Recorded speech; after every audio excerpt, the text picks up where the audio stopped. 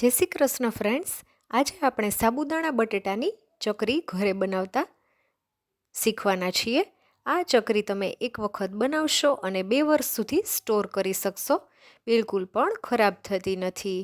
તો એક વખત આ રીતે ચોક્કસથી ટ્રાય કરજો. ખૂબ જ સરસ બહાર જેવી જ સફેદ અને પોચી ચકરી ઘરે બનીને તૈયાર થાય છે. અને બાળકોને તો મજા પડી જશે, એટલી સરસ બને છે.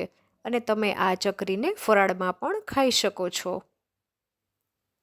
તો તમે જોઈ શકો છો અહીંયા કેટલી સરસ સફેદ દૂધ જેવી ચકરી આપણી બનીને રેડી છે. જોતાં જ ખાવાનું મન થઈ જાય એટલી સરસ સાબુદાણા બટેટાની ચકરી ઘરે બને છે. તો હું તમને હાથથી હમણાં બતાવી દઉં છું કે કેટલી સરસ આપણી ચકરી સોફ્ટ બનવાની છે. તો તમે જોઈ શકો છો, આમ ક્રિસ્પી અને આમ સોફ્ટ.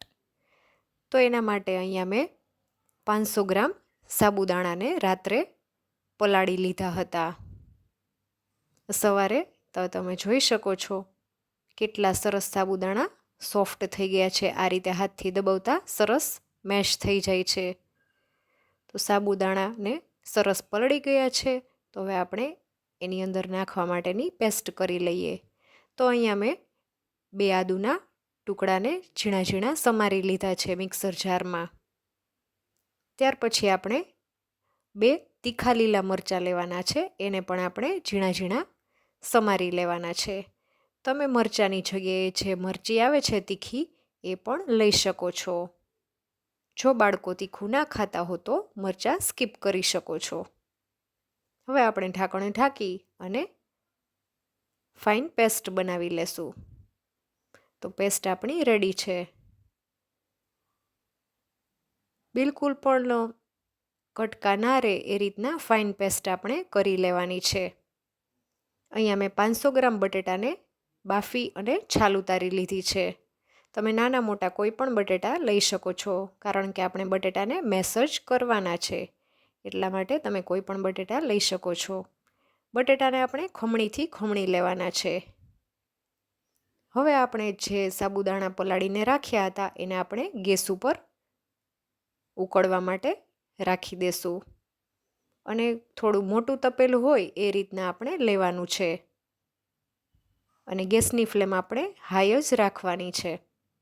અને આ રીતે આપણે સતત ચલાવતા રહીને સાબુદાણા જ્યાં સુધી એકરસ ના થાય ત્યાં સુધી ચલાવતું રહેવાનું છે, જેથી કરીને તળિયે બેસી ના જાય. અત્યારે તમે જોઈ શકો છો સાબુદાણા છૂટા છૂટા દેખાઈ રહ્યા છે. જેમ જેમ સાબુદાણા ઘટ્ટ થવા લાગશે તેમ એકરસ થઈ જશે. ત્યાં સુધી આપણે સાબુદાણાને ઉકળવા દેવાના છે. જો તમે ચેનલ પર નવા હો તો પ્લીઝ ચેનલને સબસ્ક્રાઈબ કરજો. બાજુની બેલ આઇકન પર ક્લિક કરવાનું ભૂલશો નહીં, જેથી નવા વિડીયોની નોટિફિકેશન મળતી રહે. તો તમે જોઈ શકો છો મિશ્રણ આપણું સરસ ઘટ્ટ થઈ ગયું છે અને સાબુદાણા સરસ એકરસ થઈ ગયા છે. આ રીતના એકરસ થાય ત્યાં સુધી આપણે ઉકળવા દેવાનું છે ફાસ્ટ ગેસે. હવે આપણે ગેસની ફ્લેમ મીડિયમ કરી દેશું અને એમાં સ્વાદ અનુસાર 2 ચમચી મીઠું અને 1.5 ચમચી મરી પાવડર ઉમેરી દેશું અને સારી રીતે મિક્સ કરી લેશું. અહીંયા મરી પાવડર તમે તમારા ટેસ્ટ પ્રમાણે વધારે ઓછો લઈ શકો છો. આમાં બટેટા આવે છે એટલે આપણે મરી પાવડર ઉમેરવાથી ગેસનો પ્રોબ્લેમ નહીં થાય. ફરાળમાં આપણે બટેટાની વસ્તુ ખાતા હોઈએ છીએ ત્યારે મરી પાવડર ઉમેરવાથી ગેસ પ્રોબ્લેમ થતો નથી. હવે આપણે જે મરચાં અને આદુની પેસ્ટ તૈયાર કરીને રાખી હતી એ ઉમેરી દેશું. આ સાબુદાણા બટેટાની ચકરીમાં આદુ મરચાંની પેસ્ટનો ટેસ્ટ ખૂબ જ સરસ લાગે છે. તો ફ્રેન્ડ્સ, આદુ મરચાંની પેસ્ટ ચોક્કસથી ઉમેરવી. સાબુદાણા બટેટાની ચકરી ખૂબ જ ટેસ્ટી બને છે આ પેસ્ટ ઉમેરવાથી. જો બાળકો તીખું ના ખાતા હો તો તમે સ્કીપ કરી શકો છો, પણ આદુ તો ચોક્કસથી ઉમેરજો. અત્યારે તમને ગ્રીન કલર સહેજ દેખાઈ રહ્યો છે, પણ જેમ જેમ ઉકળશે તેમ સરસ વ્હાઈટ થઈ જશે. હવે આપણે એમાં બટેટા મેશ કરીને રાખ્યા હતા એને પણ ઉમેરી દઈએ અને સારી રીતે મિશ્રણ સાથે બટેટાને મિક્સ કરી લેવાના છે. બિલકુલ પણ બટેટાના ગાંઠા ના રહે એ રીતે આપણે મિક્સ કરી દેવાના છે બટેટાને.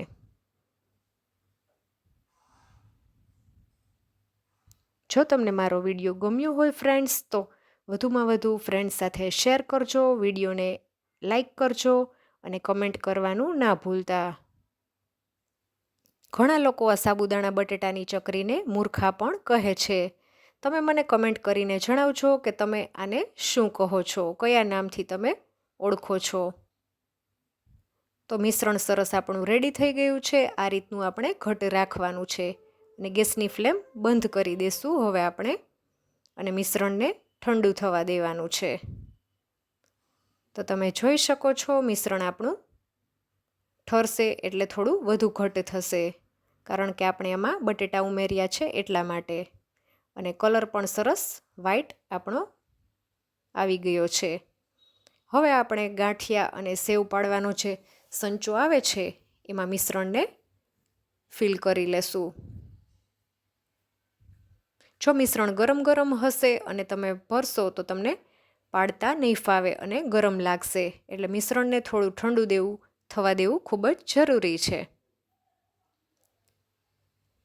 મિશ્રણ આપણે ભરી લીધું છે. હવે આપણે સંચાને બંધ કરી દઈએ અને હું તમને હમણાં આગળ બતાવી દઉં છું કે આપણે કઈ ચકરી લેવાની છે.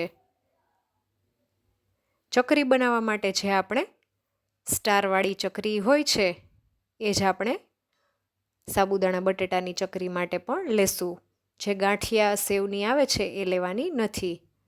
હવે આપણે સંચો ફેરવતા જઈ અને મૂર્ખાને ચકરીને પાડી લેશું આ રીતના લાંબા લાંબા.